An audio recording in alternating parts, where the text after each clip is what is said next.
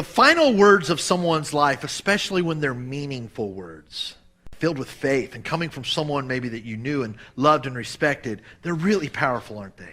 I mean, they just carry weight. And I know that these words from Paul aren't necessarily his dying words, but I always associate these with the end of his life. He wrote these to Timothy when he was, near the end of his journey, when he said, Timothy, I have fought the good fight.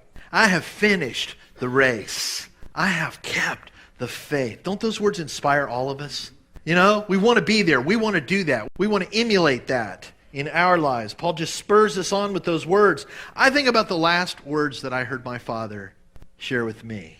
My dad went to be with Jesus in 2007. He passed from basically complications from Alzheimer's. His mind just went away.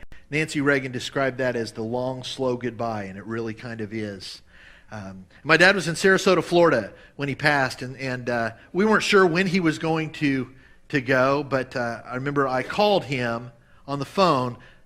I think it was the day before he died. And if you've ever been around someone in that situation, it's difficult. It's very difficult because their memory, their recall is just gone at that point. But God gave him a moment.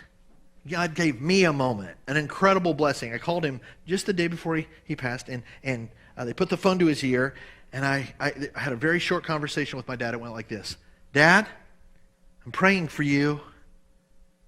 And he said, to my amazement, because he had clarity for this moment, he said, thank you, son. And I said, Dad, I love you. And he said, I love you too, son. And then he hung up. That's a pretty awesome final conversation. You know? I'll never forget that. What a blessing to have that moment. I think about my grandma's passing words. My grandma that I always quote. She had a heart attack. She had a heart attack at 85, and the doctors told us that she had had enough damage to her heart. She was not going to go home. She was only, she was just hanging on for basically a few more hours, and they were just making her comfortable in her room. And all of my cousins, we all drove in to be around her bedside. And the night before she passed, she said what she had said to us a bazillion times: children. And when we hear Grandma say children, that means gather around, because Grandma's got something to say, right? So we gathered around her bed, and she just launched into one of Grandma's statements about just loving the Lord and living for Him and spurring us on and challenging us. And I'll never forget, she said, I've got to get to studying Romans chapter 12 for my Bible study this week. Grandma taught 2 or 3 Bible studies a week the whole time I ever knew her.